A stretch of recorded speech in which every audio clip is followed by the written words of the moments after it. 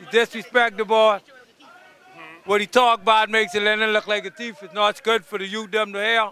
And it's bad on his behalf and the Tribune and the F&M government. All right, you already know what he say. This sound like he know what he say. Where you going? Come. Come. Stop being a sissy. You got to stand up for Sir Lynden, right? Stop being a sissy. Sir Lynden stand up for us. Now you ain't want to talk? Say your piece. That's my dog. Open him up, Gucci. That's my speaker right here. What you have to say about this article and what was said?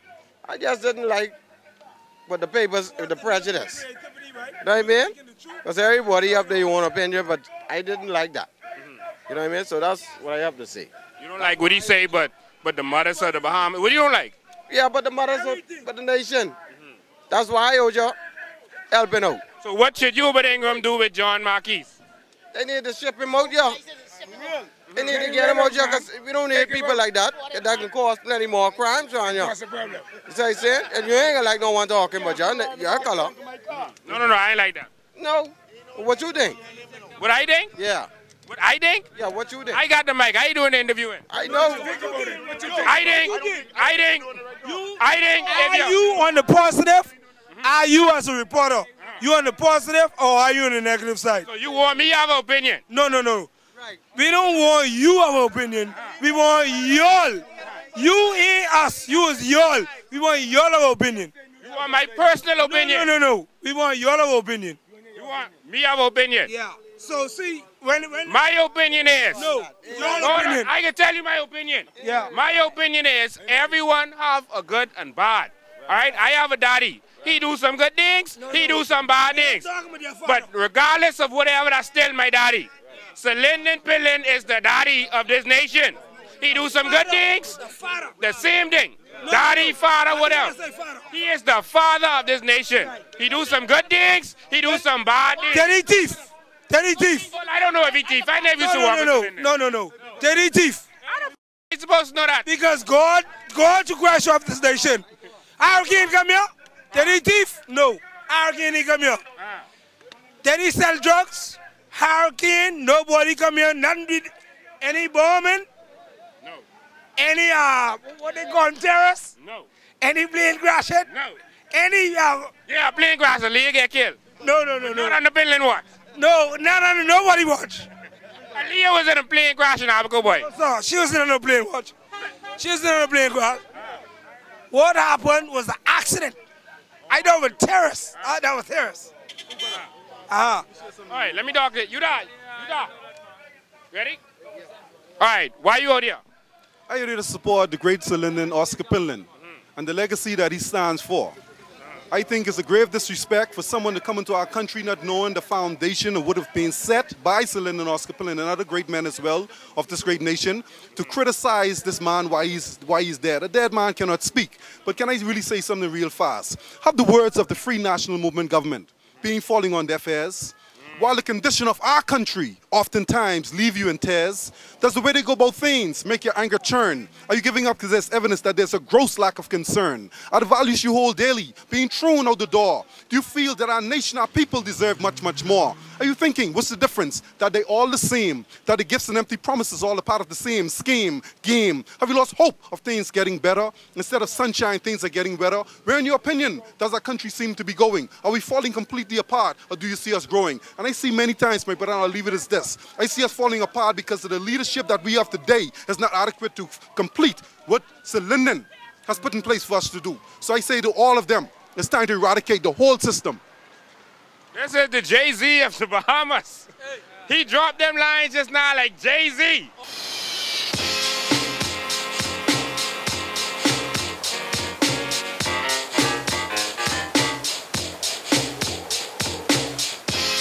Uncle Marquis, can you please read me a bedtime story? Sure, honey. Here we go. Now, once upon a time, not long ago, when people wore pajamas and lived life slow, There was a politician who was misled by a drug dealer, and here's what he said. Me and you, Ping, we gonna make some cash. I'll ship the drugs and you let me pass. They did the job, money came with ease. But then came the commission of inquiry. There was another and a sister and a brother.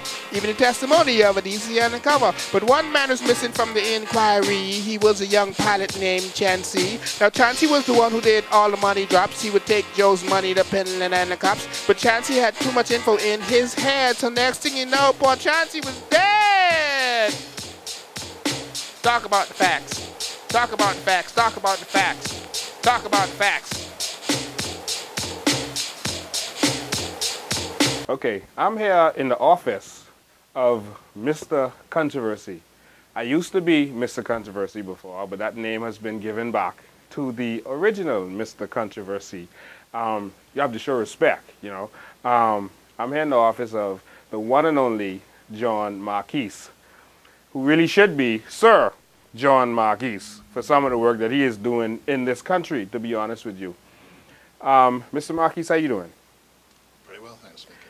Yeah, you'll wonder why I'm not showing Mr. John Marquis, but being a person myself who was, you know, victim of a lot of death threats and stuff like that, we wouldn't want to put Mr. Marquis in a position where, you know, persons, you know, can identify him. And, you know, I've being in the riot, not riot, protest downstairs just now, you know, I heard some threats, you know, that you're probably going to see on Controversy TV. Some people made some threats of duct taping him and that kind of stuff.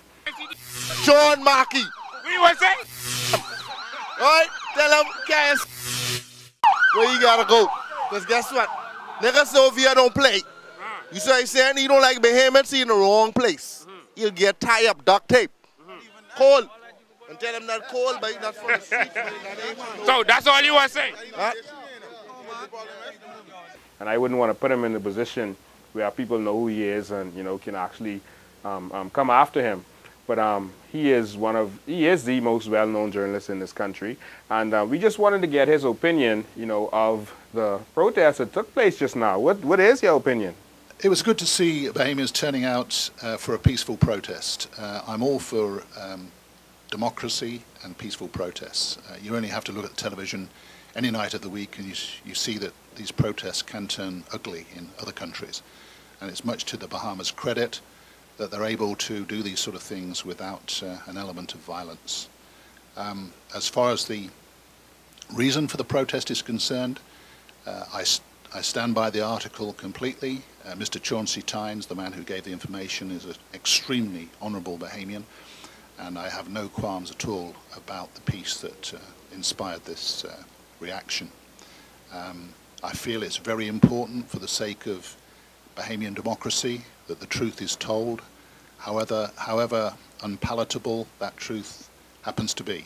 And I see my role as a working journalist as recording history as it is, not as we might wish it to be. Oliver Cromwell was one of the greatest of all Englishmen. He achieved many great things, but he also had a negative side to his nature. And when the famous portrait painter Sir Peter Lely painted his picture, Cromwell insisted, "I want it painted, warts and all." And I think that's the basis of good history. Thank you. I don't think there's nothing else could be said. Thank you, Mr. Marquis. All right. Keep up the good work. Right. Okay. Mr. John Marquis, we do not take kindly to the comments that you made of Sir Lynden. And we are asking you to be a man. We're asking you to be honorable and we're asking you to be decent. Please, take your last editorial in the Tribune and clear the name of Sir Lynden in your paper.